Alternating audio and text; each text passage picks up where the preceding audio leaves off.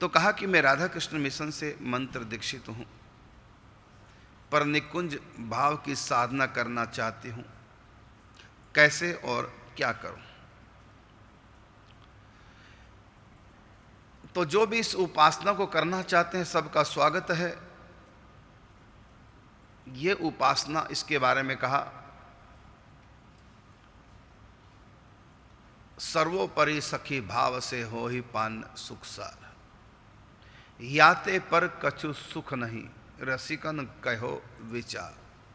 ये सर्वोपरि भावना साधना है, सबसे ऊंची साधना है।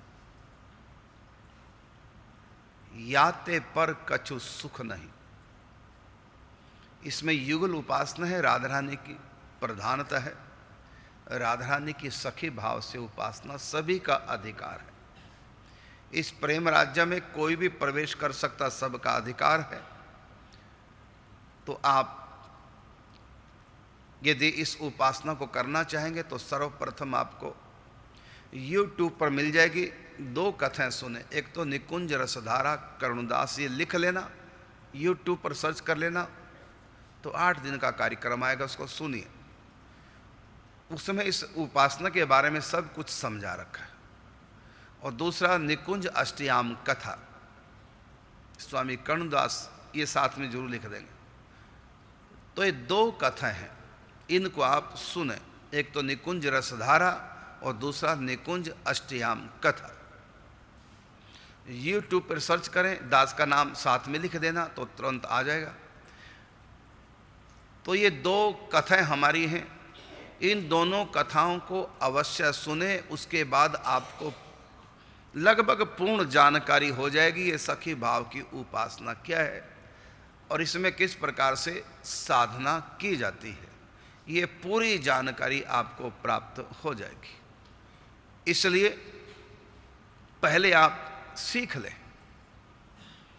फिर आंख बंद करके प्रातकाल ही उठ के धार सखी को भाव, जाय मिले निज रूप सो या को यही उपाव। ये उपासना, सखी भाव की उपासना पहले सीख लो और फिर यहाँ पर आकर के हमारे जो साधक जन हैं इनसे आकर के अच्छी प्रकार से सीख लें। क्योंकि इसमें जो जाप किया जाता है वो किया जाता है शरीर से आप कहीं भी बैठे, लेकिन मन ही मन निकुंज का मंत्र जाप करते समय चिंतन करेंगे। योग पीठ में जो मंत्र पीठ है उस मंत्र पीठ का चिंतन किया जाता है। मंत्र पीठ का चिंतन करते हुए ही जाप किया जाता है मंत्रों का। यहीं से साधना प्रारंभ होती है। अब ये योग पीठ क्या है ये आपको सीखना पड़ेगा। और योग पीठ के साथ साथ योग पीठ में जो मंत्र पीठ है उसको भी आपको थोड़ा सीखना पड़ेगा। फिर मंत्र पीठ का चिंतन करते हुए यहाँ जप किया जाता है मंत्रों का, इसलिए उसका नाम ही मंत्र पीठ है। तो यहाँ के सिद्धांत पूरे समझ लें, सीख लें। और साथ में कहना चाहूँगा, महावाणी जी जो ग्रंथ है, महावाणी जी का जो अंतिम सुख है जिसका नाम है सिद्धांत सुख, उस सुख को अच्छी तरह से पढ़ लें समझ के। फिर भी कोई बात आपकी समझ में ना आए तो यहाँ आकर भी आप हमारे साधकों से उसको समझ सकते हैं, सीख सकते हैं। इसमें 2 प्रकार की साधना है, एक मंत्र जाप और नाम जाप, और दूसरी साधना है चिंतन। बस जप और चिंतन, ये 2 साधना है। चिंतन से पहले आपको जानना होगा, समझना होगा, क्योंकि आपने कहा कि मैं निकुंज भाव की साधना करना चाहती हूं, कैसे और क्या करूं। तो आप पहले सीख तो लें, सीखने के बाद फिर आप मंत्र प्राप्त करके उसके अनुसार साधना करें। सबका अधिकार है इस उपासना में। बस एक बात यदि समझ में आ गई तभी अधिकार है। यदि वो बात आपको समझ में नहीं आई तो आपका भी अधिकार, किसी का भी अधिकार नहीं। कौन सी बात? समझना आवश्यक है कि यहाँ जो प्रिया प्रीतम की रसक क्रीड़ा होती है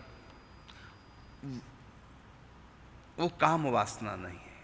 इतना आपको विश्वास करना पड़ेगा, समझना पड़ेगा। काम वासना प्रबल अति बांध्यो सब संसार, यह तनिक नहीं जाए सके कुंज महल के द्वार। यहाँ पर संसारिकता का प्रवेश नहीं है, यहाँ पर कोई विकार नहीं है, ना यहाँ माया है ना माया के विकार हैं।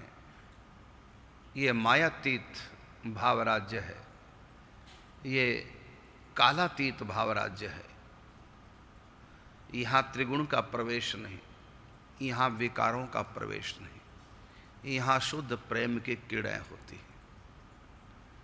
और इतना रस है, इतना रस है, मुक्ति का सुख भी इस रस के आगे फीका है। यद्यपि मुक्ति में इतना सुख है, इतना सुख है।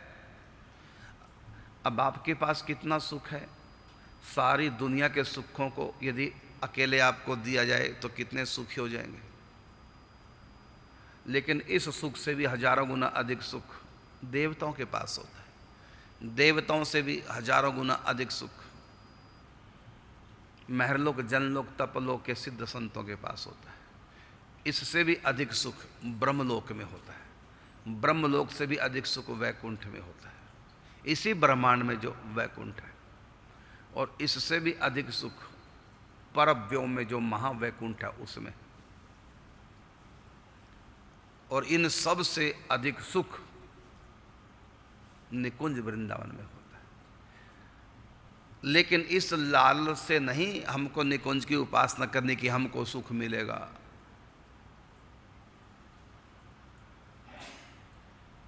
यदि आपके अंदर ये लालच है तो निकुंज में नहीं जा सकोगे, एंट्री नहीं होगी। ये तो आप स्वार्थ में जी रहे हैं, मुझको सुख मिले, मुझको। अरे वहाँ सुख कैसे मिलता है इसको पहले समझें। वहाँ सुख देकर ही सुख मिलता है। वहाँ प्रिया प्रीतम को सुखी देखकर, रस विलास करते देखकर ही सुख की अनुभूति होती। वहाँ प्रेम से भी आगे रस, वेद ने जिसको कहा रसो वही सहा, वो जो परमात्मा है उसका जो वास्तविक स्वरूप है वो रस स्वरूप है। और इस रस की जो उपासना करते हैं उनको रसिक कहते हैं।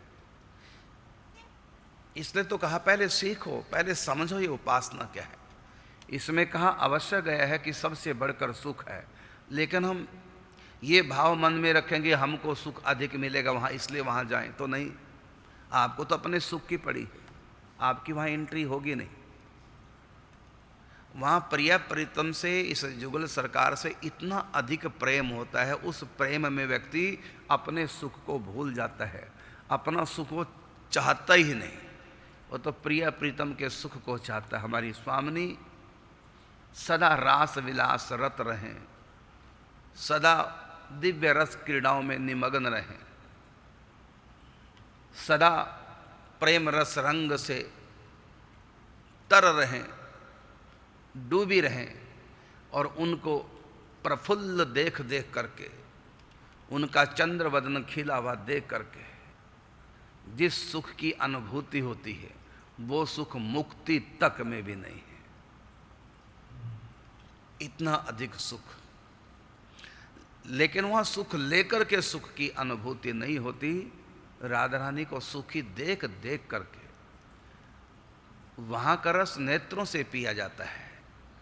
नैनन ही के द्वारन लय लय, हियन माही बसावे, यह सुख मुख कछु कहत न बनी आवे। ये वो सुख है जो ना कहते बनता है, ना समझाते बनता है, ना समझते बनता है। अनुभव ही कोई कर सके, कहो कौन पे जाए।